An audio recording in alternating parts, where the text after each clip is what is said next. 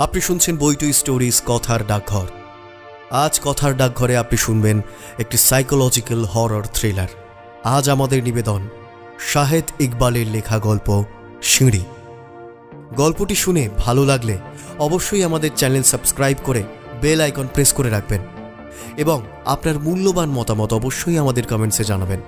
শুরু হচ্ছে আজকের গল্প সিঁড়ি।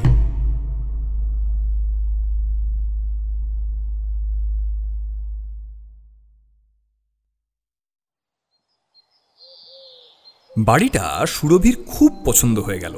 চমৎকার রেলিং ঘেরা টানা বারান্দা, মেঝে পর্যন্ত লোহার গ্রিল দেওয়া জানালা, ছাদে ওঠার ঝকঝকে সিঁড়ি, ছবির মতো ব্যালকানি। জানালার কাছে দাঁড়ালে বিশাল দিঘি চোখে পড়ে, ফুরফুরে বাতাসে প্রাণ জুড়িয়ে যায়। সুরভি বলেই ফেলল, বাড়িটা খুব চমৎকার। জয়নাল একটা নিঃশ্বাস ফেলল। সত্যি কথা বলতে কি, তার এই বাড়িটা খুব একটা পছন্দ হয়নি। জানালার গ্রিল থাকলেও ছাদে কোনো রেলিং নেই, এমনকি সিঁড়িতেও কোনো রেলিং নেই। বাড়ির এক পাশে বিশাল পুকুর, অন্য পাশে রাস্তা, সারাক্ষণ গাড়ি ঘোড়া চলছে। বিশেষত বাচ্চা দুটোর জন্য এই বাড়িটা মোটেও উপযুক্ত নয়। সুরভি কিন্তু সেই বিষয়টা বুঝতেই পারছে না। অবশ্য বাড়িওয়ালা বারবার বলেছে আগামী মাসের মধ্যে সিঁড়ি আর ছাদের রেলিং হয়ে যাবে। জয়নাল তার কথায় আশ্বস্ত হতে পারেনি, আশ্বস্ত হবার কথাও নয়। পার্শ্ববর্তী লোকজনের কাছে শুনেছে বাড়িওয়ালা গত 3 বছর ধরে এই আশ্বাস সবাইকেই দিয়ে আসছে। বাড়িওয়ালার কথায় সুরভির কোনো প্রতিক্রিয়া হলো না, কারণ বাড়িওয়ালার কথা তার কানেই ঢোকেনি। সে বারান্দায় ফুলের টবগুলো সাজানোয় ব্যস্ত। ওর চারপাশে ঘুরঘুর করছে পপি আর রিমি। জয়নাল আর একবার নিঃশ্বাস ফেলল। মেয়ে দুটো মায়ের মতোই হয়েছে, একবার কোনো কিছু মাথায় ঢুকলে আর হুঁশ থাকে না। ভোগাবে, এরা তাকে প্রচুর ভোগাবে।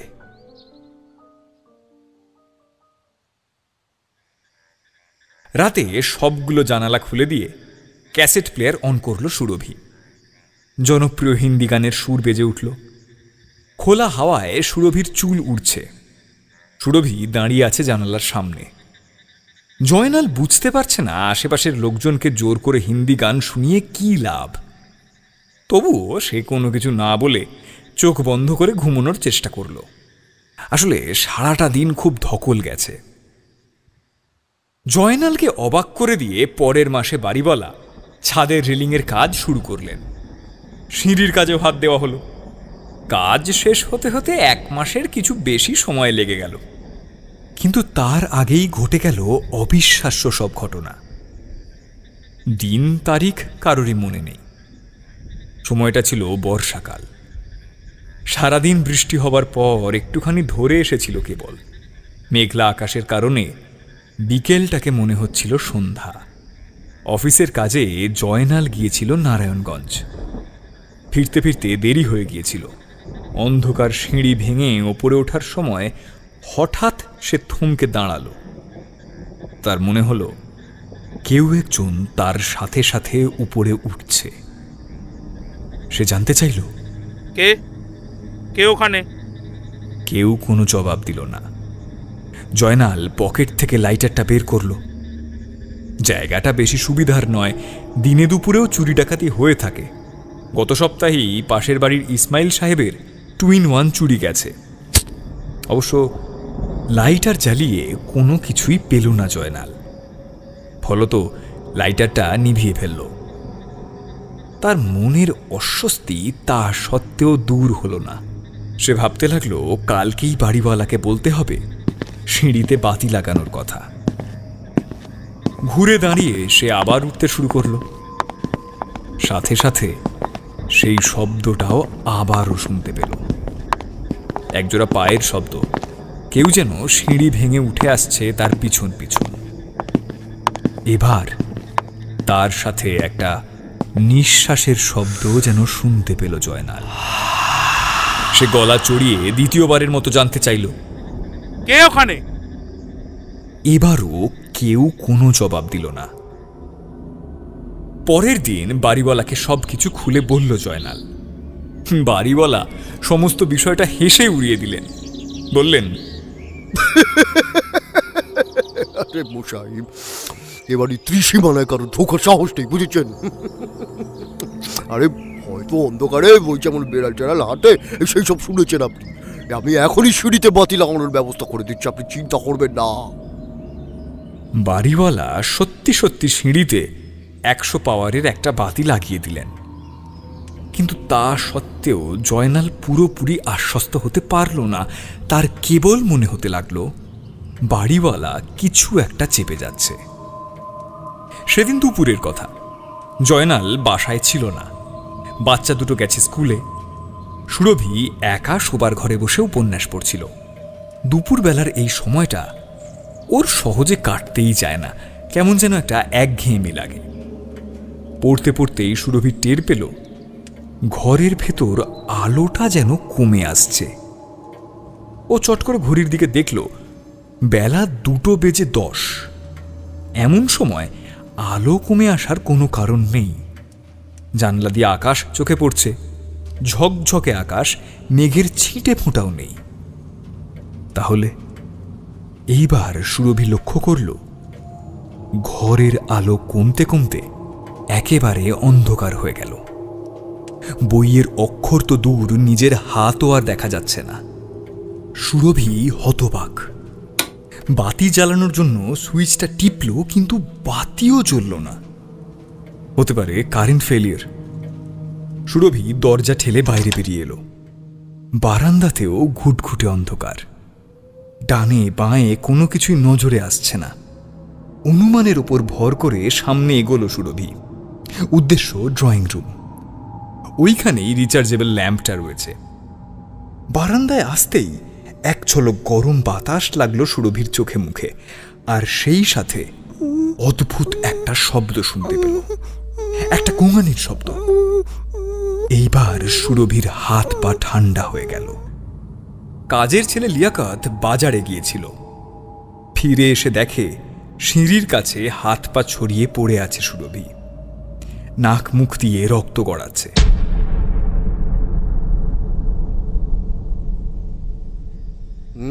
চোখের ভুল, নিশ্চয়ই চোখের ভুল। কিন্তু দিনের বেলা আলো কমে যাওয়া, এ আকাশে মেঘ ছিল হয়তো। ও যে বলল তিনি জানলা দিয়ে একদিকের আকাশ দেখেছেন, অন্যদিকের আকাশ তো দেখেননি। গুঙানির শব্দ, আর নিশ্চয়ই কোনো বাচ্চার কান্না। অসম্ভব, বাচ্চা দুটো ছিল স্কুলে। শুনুন মশাই, আপনার বাচ্চা দুটো ছিল স্কুলে, কিন্তু আশেপাশের বাচ্চাগুলো তার স্কুলে ছিল না। ছিল কি?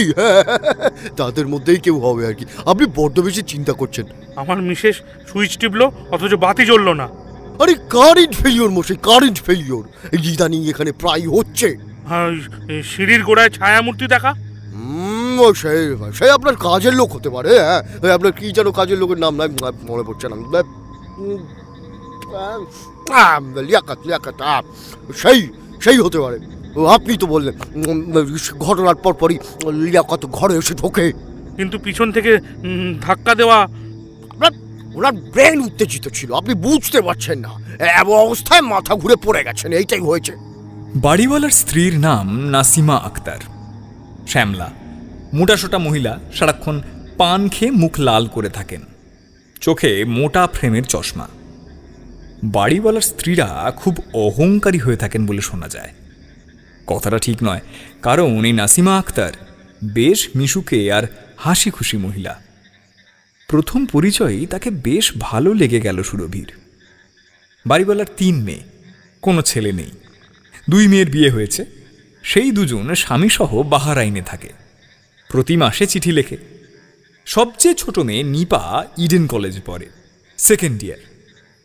কথায় কথায় নাসিমা আক্তার জানালো, আমরা মনে প্রাণে একটা ছেলে চেয়েছিলাম। এখনো তো সময় চলে যায়নি, তাই না? কিছু না ভেবেই কথাটা বলে ফেলল সুরভি। নাসিমা আক্তারের চেহারা কালো হয়ে গেল। এই পরিবর্তন সুরভির দৃষ্টি এড়ালো না। ভাবি, কি হয়েছে ভাবি? না, কিছু হয়নি। নাসিমা আক্তার উঠে গেল। সেদিন বাংলাদেশ ব্যাংকের সামনে হঠাৎ জয়নালের ইলিয়াসের সঙ্গে দেখা। সেই অবশ্য প্রথমে তাকে চিনতে পারেনি। ইলিয়াসের মুখ ভর্তি দাড়ি, গোঁফ, সাইজেও প্রায় দ্বিগুণ হয়ে গিয়েছে। পিছন থেকে জয়নালকে চাপড়ে ধরল ইলিয়াস। আরে দোস্ত তুই! জয়নালের মুখ দিয়ে কথাই সরল না। ইলিয়াস তার স্কুল জীবনের বন্ধু, দেখা হয়নি প্রায় 1 যুগ। মাঝখানে শুনেছিল এই ব্যাটা নাকি জার্মানি চলে গেছে। কোথায় আছিস এখন? এখন কনস্ট্রাকশন ফার্মে আছি, ফকিরাপুর। তুই? বাসার ঠিকানা দে। প্রশ্নের জবাব না দিয়ে ইলিয়াস কথাটা বলল। ছোট্ট একটা কাগজে ঠিকানা লিখে দিল জয়নাল। কাগজটার দিকে তাকিয়ে ভ্রু কুঁচকে উঠল ইলিয়াসের। বাড়ির নাম কি তেহরা মঞ্জিল? হ্যাঁ, কেন? বাড়িওয়ালার নাম কি মুসা? হ্যাঁ, এটিএম মুসা। কতদিন ধরে আছিস ওখানে? প্রায় 2 মাস। কেন? গলা খাদে নামিয়ে ফেলল ইলিয়াস। জয়নালের কানে ফিসফিস করে বলল, শোন জয়নাল, পালিয়ে যা ওখান থেকে। ইলিয়াসের গলার মধ্যে এমন একটা কিছু ছিল যাতে গায়ের সমস্ত লোম দাঁড়িয়ে গেল জয়নালের। নিজেকে সামলে উঠতে তার খানিকটা সময় লাগলো। এই কথা বলছিস কেন? অনেকক্ষণ ধরে হর্ন দিচ্ছিল একটা গাড়ি ওদের পিছন থেকে। এবার গাড়ির দরজা খুলে গেল। অল্প বয়সী একটা ছেলের চেহারা উঁকি দিল ভিতর থেকে। ব্যস্ত হয়ে উঠল ইলিয়াস। দেরি হয়ে যাচ্ছে দোস্ত, আমি যাই। হ্যাঁ। সে গাড়ির দিকে রওনা দিল। এমন সময় খপ করে ইলিয়াসের হাতটা চেপে ধরল জয়নাল। ফুটানির জায়গা পাও না? না, কেবল অন্যের বাসার ঠিকানা নিয়েই খালাস। দাঁত দিয়ে জিভ কামড়ে পকেট থেকে একটা কার্ড বের করল ইলিয়াস। বাড়িয়ে ধরল জয়নালের দিকে। সময় করে আসিস। গাড়িতে ওরা কারা? Business partner. অল্প বয়সী ওটা কে? কিছু বলার জন্য মুখ খুলল ইলিয়াস, কিন্তু বলল না। ঘুরে দাঁড়িয়ে হাঁটতে লাগলো গাড়ির দিকে। যেতে যেতে বলল, বাসায় আসিস, তোর বউকেও নিয়ে আসিস, তখন কথা হবে। সাই করে নাকের সামনে দিয়ে বেরিয়ে গেল ইলিয়াসের মিৎসুবিশি জিএক্স। ভিজিটিং কার্ডের ওপর চোখ বুলিয়ে জয়নাল বোকা বনে গেল, কারণ এই কার্ডটা ইলিয়াসের নয়, এটা অন্য কারোর। নিশানাথ চক্রবর্তী নামক একজন ভারতীয় আইনজীবীর নাম লেখা রয়েছে। ঠিকানাটাও পশ্চিমবঙ্গের, 41 ফ্রি স্কুল স্ট্রিট, কলকাতা। কোনো সন্দেহ নেই ভুল করে অন্য লোকের কার্ড ধরিয়ে দিয়েছে সে। জয়নাল হাঁটতে শুরু করল। বাংলাদেশ ব্যাংকের কাজটা দ্রুত সেরে ফেলতে হবে। সপ্তাহে 2 দিন পপি আর রিমিদের স্কুল থাকে না। সুরভির ভোগান্তি তখন বেড়ে যায়। বাচ্চা দুটোকে চোখে চোখে রাখা একটা ভোগান্তি। যদিও সিঁড়িতে ছাদে রেলিং লাগানো হয়েছে, কিন্তু বিপদের কি কোনো বাপ মা রয়েছে? সমস্যা হলো লিয়াকত বাচ্চা দুটোকে একদম সামলাতে পারে না। ওদের ঘুম পাড়াতে গিয়ে সে নিজেই ঘুমিয়ে পড়ে। গতকাল মেয়ে দুটো লিয়াকতকে ঘুম পাড়িয়ে রেখে ছাদে চলে গিয়েছিল। সেই কথাটা ভাবলে সুরভি এখনো শিউরে উঠছে। ভাগ্যিস বাচ্চা দুটো ছাদে গিয়েছিল, যদি সিঁড়ি বেয়ে নিচে নেমে যেত। ছুটির দিনগুলোতে জয়নাল বাচ্চাদের সাথে নাস্তা করে, দুপুরেও একসাথে খায়। আজকের দিনটি অবশ্য ব্যতিক্রম। সে আগে ভাগে বলে দিয়েছে দুপুরে ফিরবে না, তাই পপি আর রিমি সকাল সকাল লাঞ্চ করতে বসেছে। অবশ্যই সকাল সকাল লাঞ্চ করার পিছনে অন্য কারণও আছে। আজকের সুরভি ওদের নেপচুন থিয়েটারে নিয়ে যাবে। বাচ্চাদের জন্য একটা কমেডি এসেছে, সেটি নাকি খুব মজার। ওদের জামা পাল্টে দিয়ে ইস্ত্রি করা নতুন জামা পরালো সুরভি, চুল আঁচড়ে দিল। তারপর নিজে কাপড় পাল্টানোর জন্য শোবার ঘরে ঢুকলো। লিয়াকতকে বলল ওদের ড্রয়িং রুমে নিয়ে গিয়ে খেলতে। ড্রয়িং রুমে যেতে হলে সিঁড়ির পাশ দিয়ে ঘুরে যেতে হয়। জায়গাটা পেরিয়ে যাবার সময় হঠাৎ পপি লিয়াকতের কানে কানে বলল,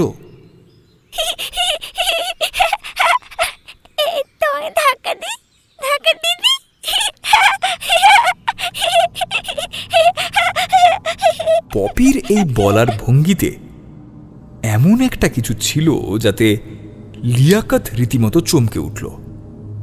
ঢোক গিলে বলল, ধাক্কা দিলে তো পড়ে যাবো সোনামণি।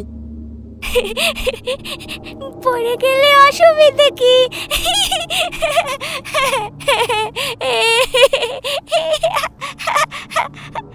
পড়ে গেলে অসুবিধে কি মানে? লিয়াকতের হাত পা ঠান্ডা হয়ে এলো। এই হারামজাদি বলে কি? লাফ দিয়ে সিঁড়ির কাছ থেকে সরে যেতে চাইল, কিন্তু পারল না। মনে হলো কেউ তাকে শক্ত করে সেখানে ধরে রেখেছে। লা লা লা লা লা লা লা লা লা, পড়ে গেলে অসুবিধে নেই, পড়ে গেলে অসুবিধে নেই। ইয়া ইয়া ইয়া, ইয়া ইয়া ইয়া। পপি কথাটা বেশ সুর করে বলল। ওকে সমর্থন করলো রিমি। সেও তোতা পাখির মতো বলল, পড়ে গেলে অসুবিধে নেই, পড়ে গেলে অসুবিধে নেই।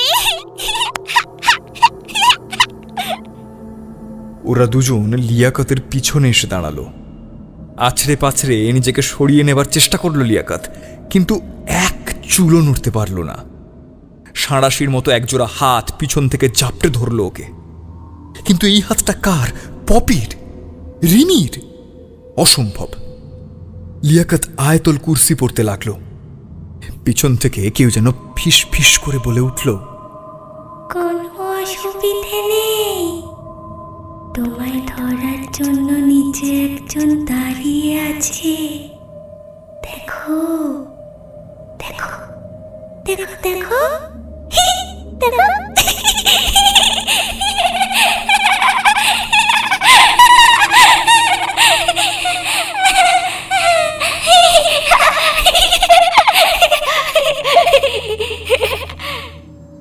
সিঁড়ির দিকে তাকালো লিয়াকত।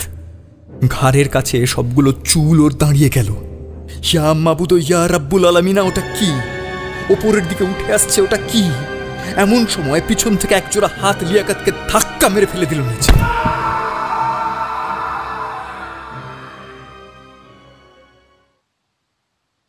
শোবার ঘর থেকে বেরিয়ে হাঁপ ছাড়ল সুরভি। পপি, রিমি, তোমরা কোথায়? কিন্তু কেউ কোনো জবাব দিল না। মনে মনে লিয়াকতের মুন্ডুপাত করল সুরভি, নিশ্চয়ই মেয়ে দুটোকে নিয়ে ছাদে চলে গেছে। শোবার ঘরের ব্যালকনি থেকে ছাদের প্রায় সবটুকুই দেখা যায়। ব্যালকনিতে দাঁড়িয়ে সুরভি কাউকে দেখতে পেল না। তবুও গলা চড়িয়ে আরেকবার ডাকল। তার নিজের কণ্ঠস্বরের প্রতিধ্বনি যেন তাকেই ব্যঙ্গ করল। কাঁপা কাঁপা হাতে কপালের ঘাম মুছল সুরভি। বুকের ভেতরটা ঢিপ ঢিপ করছে। কেউ কোনো সাড়া দিচ্ছে না। কেন? লুকোচুরি খেলছে ড্রয়িং রুমে। এই ড্রয়িং রুমে যাওয়ার পথে একটা অদ্ভুত দৃশ্য ওর চোখে পড়ল। দেখল পপি আর রিমি সিঁড়ির গোড়ায় পাশাপাশি দাঁড়িয়ে রয়েছে। তাদের মাথা দুটো সামনের দিকে ঈষৎ ঝুঁকে রয়েছে। ওরা কি দেখছে? আর তাছাড়া ওরা অমন আড়ষ্ট হয়ে দাঁড়িয়ে রয়েছে কেন? আর লিয়াকত কোথায়? এই কি দেখছিস? মেয়ে দুটোর কাঁধে হাত রাখলো সুরভি। কেউ কোনো জবাব দিল না। সুরভির পা থেকে মাথা পর্যন্ত ভয়ের একটা ঠান্ডা স্রোত বয়ে গেল। মেয়ে দুটোর শরীর অমন শক্ত কেন, যেন মনে হচ্ছে পাথরের গা। পলকহীন চোখে ওরা সিঁড়িতে কি দেখছে? সুইচ টিপে সিঁড়ির বাতি জ্বালালো সুরভি।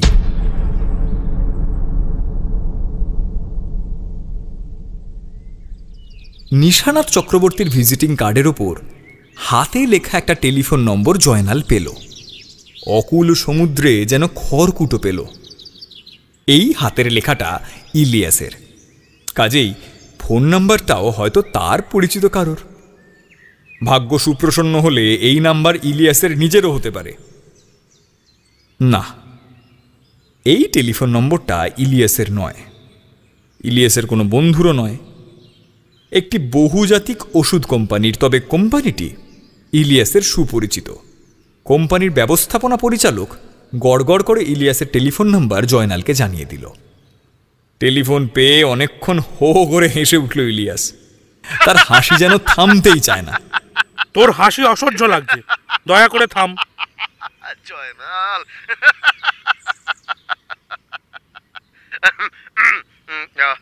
বিলিভ ইট অর নট, আজকে সন্ধ্যায় তোর বাসায় যাওয়ার জন্য রেডি হচ্ছিলাম।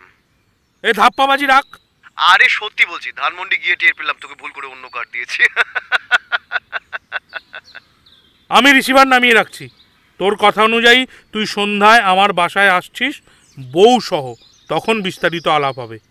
জাস্ট আ মিনিট, তুই যে বিষয়ে আলাপ করতে চাইছিস তা ওই বাসায় করা যাবে না। কেন? পরে বলবো। কোথায় করা যাবে তাহলে? তুই সোজা ধানমন্ডি 28 নম্বর রোড ধরে চলে আয়, একদম সোজা, আমি তোকে বুঝিয়ে দিচ্ছি। লিয়াকত মারা গেল একদিন পরে। তাকে ক্লিনিকে ভর্তি করা হয়েছিল, কিন্তু শেষ পর্যন্ত কিছুই করা যায়নি। ডাক্তারি রিপোর্টে বলা হলো মস্তিষ্কে রক্তক্ষরণজনিত মৃত্যু। পুলিশ কয়েক দফা জেরা করল সুরভিকে, জেরা করল জয়নালকেও, কিন্তু কোনো কিছুই উদ্ধার করতে পারল না। ছোট ছোট দুটো বাচ্চা ধাক্কা দিয়ে লিয়াকতকে ফেলে দিয়েছে, এইটা কারোরই বিশ্বাসযোগ্য মনে হলো না। পুলিশ তাদের ডায়েরিতে একটা ইউডি কেস লিখে রাখল। পুলিশ কিছু করতে পারবে না, খামোখা সময় নষ্ট করবে, বুঝলি? কেন পারবে না? কারণ এটা পুলিশের কেস নয়। তাহলে এটা কার কেস? কার কেস বলতে পারবো না, ভূত প্রেত নিয়ে কারা ডিল করে আমি ঠিক জানি না। তুই কি আমার সাথে ইয়ার্কি করছিস? ইয়ার কি করবো কেন? ভূত প্রেত বিশ্বাস করিস নাকি? না। তাহলে? তোকে যতক্ষণ ধাক্কা দেয়নি ততক্ষণ তুই ব্যাপারটা বুঝবি না। একবার ধাক্কা খেলেই বুঝতে পারবি ভূত প্রেত বিশ্বাস অবিশ্বাস করার জন্য হাতে সময় কত কম থাকে। হ্যাঁ হ্যাঁ, একদম সময় দেয় না। কারা সময় দেয় না? ওই মানে ওরা আর কি, ওই যে উনি যাদের কথা বললেন। এ বোকার মতো কথা বলো না, ভূত প্রেত বলে কিছু নেই। আমাকে ধাক্কা দিল কে তাহলে? তোমাকে কেউ ধাক্কা দেয়নি, তুমি এমনি এমনি পড়ে গেছো। বাহ, এমনি এমনি পড়ে যাব কেন? কারণ তোমার ব্রেন উত্তেজিত ছিল। জাস্ট আ মিনিট জয়নাল, দেখা যাচ্ছে ওই সিঁড়ির কাছে এলেই সবার ব্রেইন উত্তেজিত হয়। বিষয়টা কি? সবার কথা আসছে কেন? তুই যখন সিঁড়িতে অশরীরীর পায়ের আওয়াজ শুনেছিলি তখন কি তোর ব্রেন ঠিক ছিল? ঠিক থাকবে না কেন?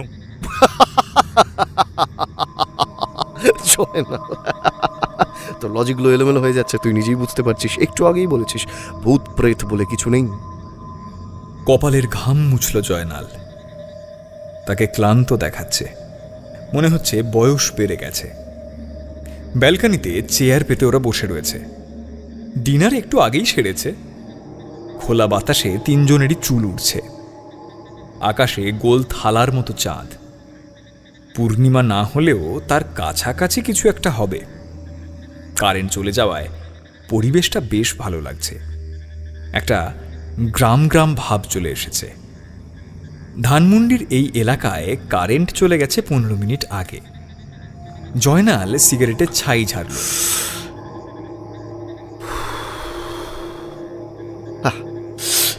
ওসব বাদ দে, অন্য কিছু বল। তোদের বিয়ের গল্প বল। ভাবির সাথে কি পূর্ব পরিচয় ছিল নাকি? তুই সেদিন আমাকে ওই বাসা থেকে পালিয়ে যেতে বললি কেন? এমনি বলেছিলাম। মিথ্যে কথা, তুই কিছু একটা চেপে যাচ্ছিস। ওই সিঁড়ি সম্পর্কে কি জানিস বল। ওই সিঁড়ি সম্পর্কে আমি কিছুই জানি না, বিলিভ ইট অর নট। তবে আমি একটা গল্প জানি, অদ্ভুত গল্প। তোর সিঁড়ির সাথে এটার সম্পর্ক থাকতেও পারে, নাও থাকতে পারে। শুনবি নাকি? বল। তখন সবেমাত্র বিয়ে করেছে, মেহেন্দির আমেজ পুরোপুরি কাটেনি।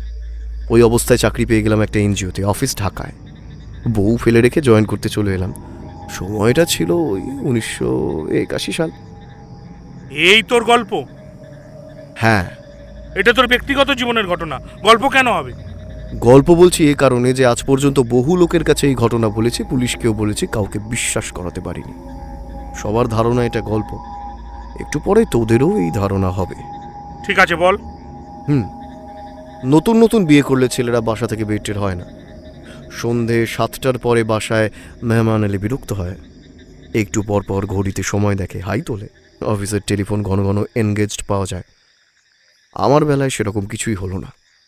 সদ্য বিবাহিত একজন লোকের চাকরি জীবন শুরু হলো ব্যাচেলারের মতো।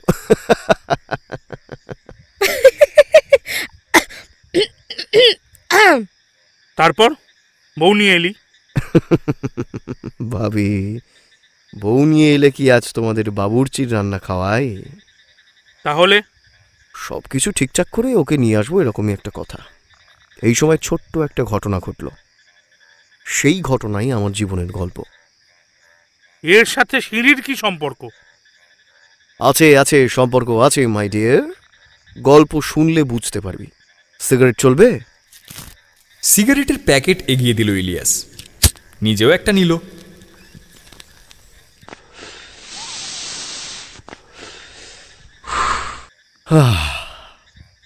ঢাকায় বাসা পাওয়া যে কি ঝক্কি তা হাড়ে হাড়ে টের পেলাম আমি তখন। সস্তা দামের হোটেলে থাকি, সারাদিন অফিস করি আর সন্ধেবেলায় বাসা খুঁজে বেড়াই। এরকম ঘুরতে ঘুরতে একদিন স্টেডিয়াম মার্কেটে নাসিমা আপার সাথে দেখা। কার সাথে? নাসিমা আপার সাথে। ভালো নাম নাসিমা আক্তার, আপনাদের বাড়িওয়ালার স্ত্রী। আগে থেকে চিনতেন? নাসিমা আপা আমার দূরসম্পর্কীয় কাজিন, বয়সে 2 বছরের বড়, শৈশবের খেলার সাথী। তারপর? নাসিমা আপার সাথে আপনাদের বাড়িওয়ালা, কি যেন নাম, এটিএম মুসা, উনিও ছিলেন। লোকটাকে আগে দেখিনি। আমি থাকার জন্য বাসা খুঁজছি জানতে পেরে সে নিজেই জানালো সে বাসা ভাড়া দেবে, আর আমিও বোকার মতো রাজি হয়ে গেলাম। হ্যাঁ, 2 নম্বর ভুলটা করলাম নাসিমা আপার সাথে মাখামাখি করে। নাসিমা আপা ছিল আমার বড় বোনের মতো। আমি ঘুণাক্ষরেও বুঝতে পারিনি যে এটিএম মুসা আমাকে সন্দেহ করছে। জয়নাল, সন্দেহ করছে। একদিনের ঘটনা বলি। এটিএম মুসা গেছে টাঙ্গাইল। বাসায় নাসিমা আপা একা। কাজের ছেলেটি এসে খবর দিল নাসিমা আপার খুব জ্বর। আমি কোনো কিছু না ভেবেই সিঁড়ি ভেঙে উপরের দিকে ছুটলাম।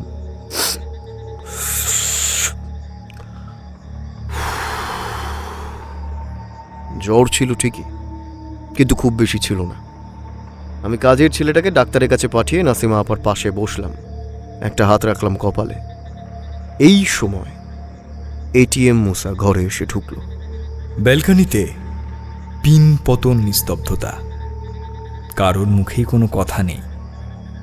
পরের মাসে নাসিমা আপার একটি ছেলে হল, চাঁদের মতো ফুটফুটে ছেলে। বেচারির খুব শখ ছিল ছেলের, বাড়িওয়ালারও, কিন্তু খুশি হতে পারল না কেউ। বাড়িওয়ালার চেহারা আবলুস কাঠের মতো হলেও এই ছেলের গায়ের রং ফর্সা, চিবুকের কাছে একটা তিল। অন্ধকারে নিঃশ্বাস নিল সুরভি। চাঁদের আলোয় ইলিয়াসের ফর্সা চেহারা চকচক করছে, তার সাথে তিলটাও। কিন্তু বছর ঘুরতে না ঘুরতেই ছেলেটা মারা গেল। কিভাবে মারা গেল আমি জানি না। শুনেছি হামাগুড়ি দিয়ে সিঁড়ি থেকে নিচে পড়ে গেছে। তুই তখন কোথায়? অফিসে। আর তোর বউ? লালমনিরহাট। লালমনিরহাট কেন? ও তখন চাকরি করছে একটা স্কুলে, বেসরকারি স্কুল। চাকরির খুব শখ ছিল তহমিনার, আমিও না করিনি। তারপর কি হলো? তোরা বাসায় যাবি না? রাত 11টা বাজে। আরে ধার, বাসার গোষ্ঠী উদ্ধার করি। তারপর কি হলো বল? তারপর আর কি হবে জয়নাল, পরের সপ্তাহে অফিসের কাছাকাছি একটা ফ্ল্যাটে চলে এলাম। ফ্ল্যাট খালি হয়েছিল আগেই, কিন্তু তাহেরা মঞ্জিল ছেড়ে যাবো কিনা সেই সিদ্ধান্তটা নিতে পারছিলাম না। ইলিয়াস জগ থেকে জল ঢেলে ঢক ঢক করে 1 গ্লাস জল খেল। ঠিক এমন সময় কারেন্টও চলে এলো। তাহেরা মঞ্জিলের সাথে ওটাই আমার শেষ সাক্ষাৎ। নাসিমা আপার সাথেও? হ্যাঁ, নাসিমা আপার সাথেও। তোর কি মনে হয় না এটা একটা মার্ডার কেস? মনে না হওয়ার কি আছে, এটা তো পানির মতো পরিষ্কার। মজার কথা কি জানিস, বাড়িওয়ালা আজ পর্যন্ত একবারও ছেলের কবর দেখতে যায়নি। বলিস কি? হ্যাঁ। পুলিশকে জানিয়েছিলি? না। কেন? ওখানেই তো সমস্যা। আমি যখনই পুলিশকে জানানোর জন্য থানায় যাই তখন আমার সাথে সাথে ওই ছেলেটাও যায়, পা জড়িয়ে থামানোর চেষ্টা করে। কোন ছেলেটা? বাড়িওয়ালার সেই ছেলেটা। মোড়া ছেলেটা? হ্যাঁ। অসম্ভব। একটা কথা তখন বলা হয়নি। আমি যেদিন ওই বাসা ছেড়ে চলে আসি আমার সাথে সাথে ওই ছেলেটাও আসে। অসম্ভব।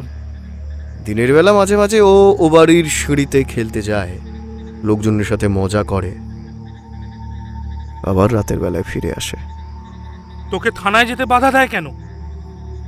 ওর বিশ্বাস মামলা হলে বাবার ফাঁসি হয়ে যাবে, তখন মাকে কে দেখবে। সে কি রোজ রাতেই এখানে আসে? হ্যাঁ। আজ আর আসবে না, তাই না?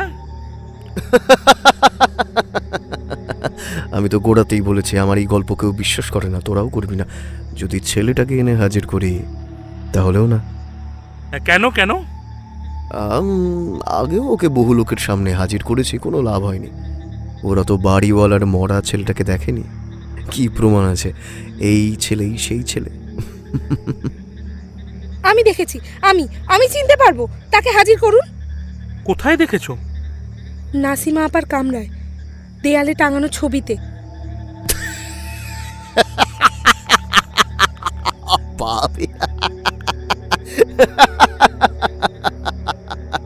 তাকে তো একটু আগেই দেখেছেন ভাবি, চিনলেন না কেন? কোথায়? এই একটু আগে যে সিগারেট দিয়ে গেল। অন্ধকার ছিল, এখন কারেন্ট এসেছে।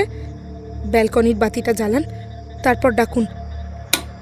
ব্যালকনির বাতিটা জ্বালালো ইলিয়াস, তারপর বারান্দায় দাঁড়িয়ে কাকে যেন ডাকল। সময় দাঁড়িয়ে গেল স্তব্ধ হয়ে। সিঁড়ি বেয়ে একজোড়া কচি পায়ের শব্দ এগিয়ে আসছে। হঠাৎ ইলিয়াস প্রচন্ড ক্ষিপ্রতায় টেবিলের উপর থেকে একটা পেপার ওয়েট তুলে সজোরে বসিয়ে দেয় জয়নালের কপালে। তার ঠিক সাথে সাথেই হিংস্র নেকড়ের মতো ঝাঁপিয়ে দু হাতে পিষে ধরে সুরভির গলা।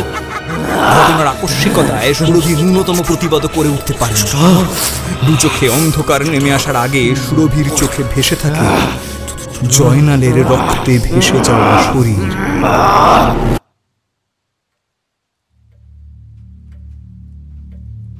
ফ্ল্যাটের সামনে পুলিশের গাড়ি আর লোকজনের ভিড়।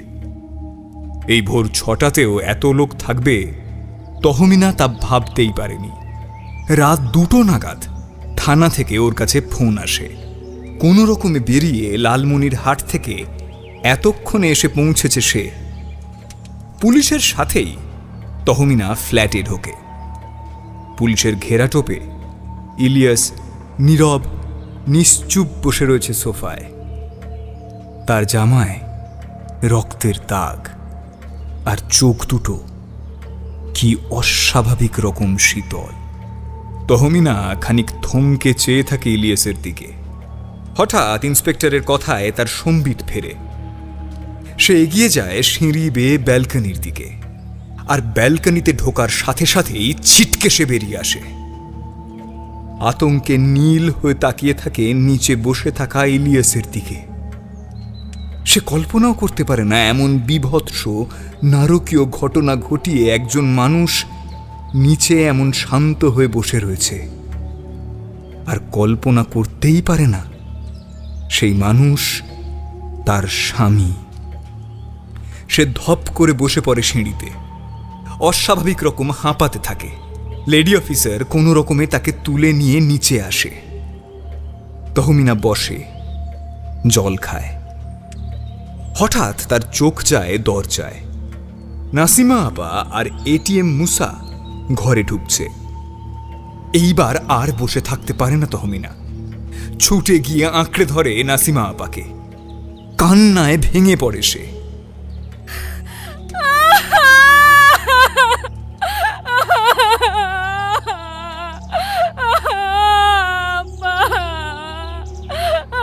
কি হয়ে গেল আব্বা? কি হয়ে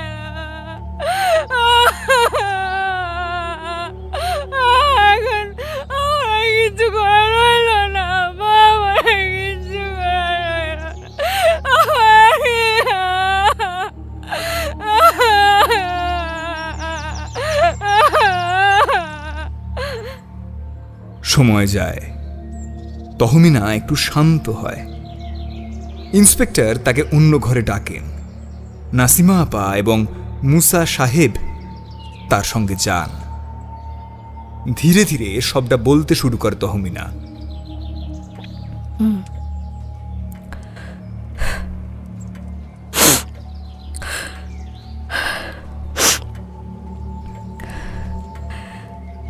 তখন আমাদের সদ্য বিয়ে হয়েছে।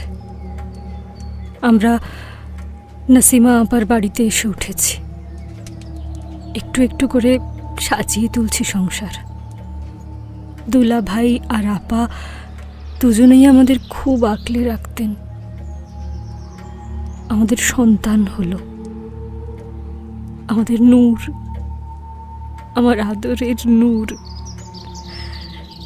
ঠিক ঠিক ইলিয়াসের মতো দেখতে হয়েছিল ওকে, কিন্তু আমার অদৃষ্ট। হায় আল্লাহ!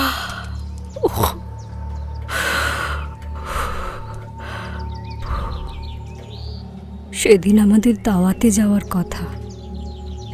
জয়নাল ভাইয়েরই মেয়ের জন্মদিন। ইলিয়াস তাই বলেছিল। আমি সাজে ব্যস্ত। নূর ওপরের ঘরেই ছিল। তখন ও একটু একটু হাঁটতে পারে।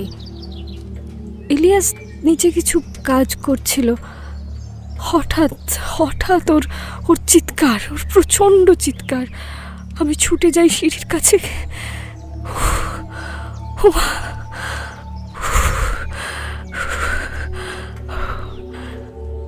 তহমিনা যেন অবশ পাথর হয়ে যেতে থাকে। ওকে আঁকড়ে ধরেন নাসিমা। খানিক সামলায় সে নিজেকে। নূর, আমাদের নূর, সিঁড়ির নিচে রক্ত। ইলিয়াস বুকে আঁকড়ে ধরে ছুটছে, আমি পেছনে।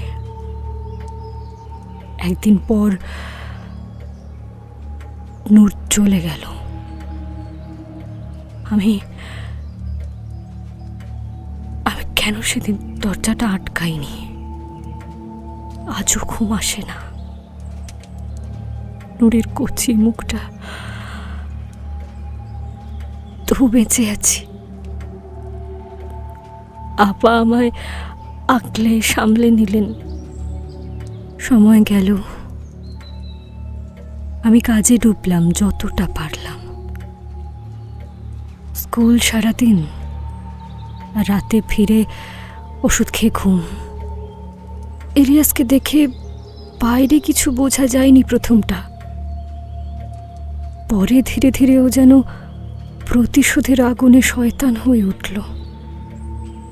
সিঁড়িতে রেলিং ছিল না বলে একদিন দুলা ভাইয়ের উপর ঝাঁপিয়ে পড়ল। যত দিন গেল তার পাগলামি যেন আরও বেড়ে উঠতে লাগলো। কোনো মানুষ খুশি আছে এটা সে কিছুতে দেখতে পারে না, বিশেষ করে যদি তার সন্তান থাকে। প্রতিদিন কোনো না কোনোভাবে দুলা ভাইয়ার আপার উপরে অত্যাচার করার চেষ্টা করত। আমি ওকে কোনো রকমে বুঝিয়ে আমাদের আলাদা একটা ফ্ল্যাট কিনলাম, আমাদের বাড়ি ছাড়লাম।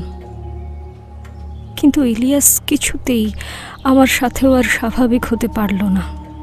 আমাদের দূরত্ব বাড়ে। আপা বলেছিল আবার যদি চেষ্টা করা যায় সন্তানের, কিন্তু কিন্তু ইলিয়াস ততদিনে আমার উপরে অত্যাচার শুরু করেছে। আমার জন্যই নূর আজ নেই। সে আমাকে খুন করতে উদ্যত হয়। কোনো রকমে সেই রাতে আমি পালিয়ে বেঁচেছিলাম। তারপর থেকে আমি লালমনির হাটেই থাকি। ওর সাথে যোগাযোগটুকুও আমার আর ছিল না।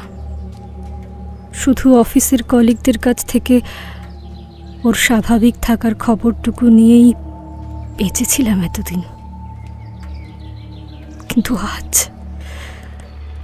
আজ আজ এমনটা কি করে?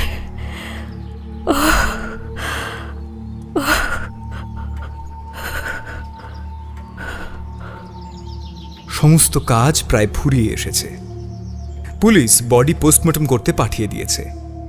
এবার ওরা ইলিয়াসকে নিয়ে যাবে। এই ফ্ল্যাটটা সিল করে দেওয়া হবে এখন। তহমিনা, নাসিমা আর মুসা সাহেব যখন ইলিয়াসের সামনে দিয়ে বেরোচ্ছেন, তখনই হঠাৎ প্রচণ্ড হাসিতে ফেটে পড়ে সিঁড়ির দিকে তাকিয়ে চিৎকার করতে থাকে ইলিয়াস।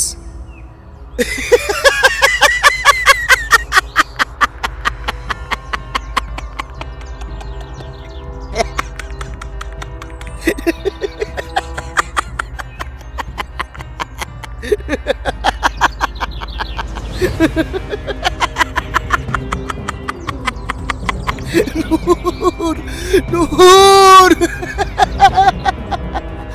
নূর, এরা কোলে, এরা কোলে, এরা কোলে, নূর, নূর, এরা এরা এরা সকলে তোর কোনি। কেউ বাঁচবে না, কেউ কেউ না, কেউ না, কেউ না। আমি কাউকে বাঁচতে দেবো না নূর, নূর, আমি কাউকে বাঁচতে দেবো না। নূর, নূর, আয়, আয় নূর, নেমে আয়, নেমে আয়, নেমে আয়, নেমে আয় আমার কোলে আয়। নূর, নূর, নূর, আমায় কোলে আয়, আমার কোলে আয়, আমার কোলে আয় বাছা, আমার কোলে আয়। নূর, নূর, আয়, আয় নূর, আমার সাথে যাবি তো, আমার সাথে যাবি তো নূর, নূর, আয়, আয়, আয়, আয়, আয়, আয়, আমার পা জড়িয়ে ধর নূর, আমাকে ওরা নিয়ে যাবে নূর, নূর, আমাকে ওরা নিয়ে যাবে নূর, নূর, আমার পা জড়িয়ে ধর নূর, আমার পা জড়িয়ে ধর নূর, নূর, নূর, ধর না। নেমে আয়, নেমে আয়, নেমে আয়, আয়, আয়, নেমে আয়।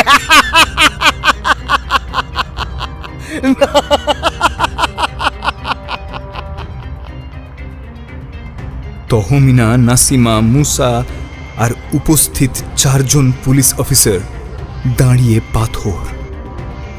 সিঁড়ি বেয়ে তখন নেমে আসছে একটা বাচ্চার হাসি আর তার কচি পায়ের শব্দ।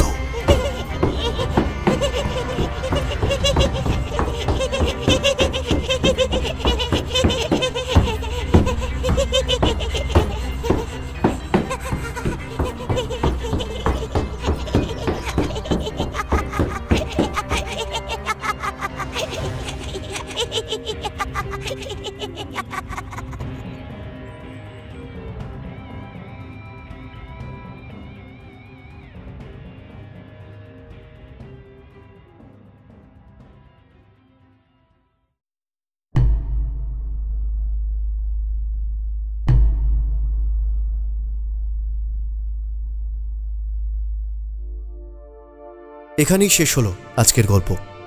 গল্প পাঠে ছিলেন সায়ম, বিভিন্ন চরিত্রে সপ্তদীপা, নর্মদা, মঞ্জুরি, সৌরভ এবং আমি রিতম। সমগ্র গল্পের কণ্ঠ সম্পাদনা, ধ্বনি সম্পাদনা এবং আবহ নির্মাণ করেছে 62 FPS studio. Poster design Shubham. আগামী শনিবার ঠিক রাত 10টায় আরও একটি রোমাঞ্চকর গল্প নিয়ে আমরা ফিরব। শুভরাত্রি।